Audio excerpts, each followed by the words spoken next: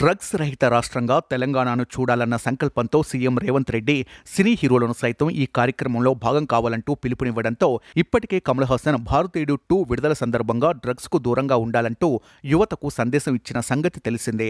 ప్రస్తుతం జూనియర్ ఎన్టీఆర్ కూడా తన వంతు బాధ్యతగా యువతకు మెసేజ్ ఇచ్చారు. డ్రగ్స్ రహిత సమాజమే లక్ష్యంగా కృషి చేస్తున్న రాష్ట్ర ప్రభుత్వానికి యువత సహకరించాలంటూ సినీ నటుడు జూనియర్ ఎన్టీఆర్ పిలుపునిచ్చారు. ఎంతో మంది యువత డ్రగ్స్ కు బానిసై తమ ఉజ్వల భవిష్యత్తును నాశనం చేసుకుంటున్నారని ఆయన ఆవేదన వ్యక్తం చేశారు.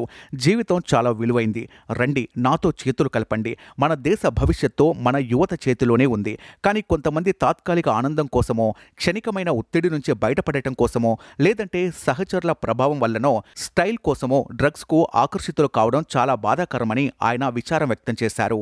రాష్ట్రంలో ఎవరైనా డ్రగ్స్ విక్రయిస్తున్నా, కొనుగోలు చేస్తున్నా, వినియోగిస్తున్నా వెంటనే యాంటీ నార్కోటిక్స్ బ్యూరోకు సమాచారం అందించాలని సూచించారు.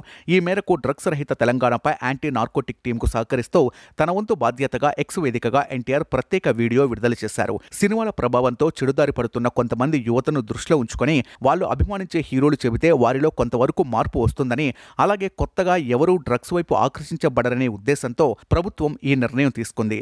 వీటితో దీర్ఘకాలిక ఫలితాలు ఉంటాయని అందరూ భావిస్తున్నారు.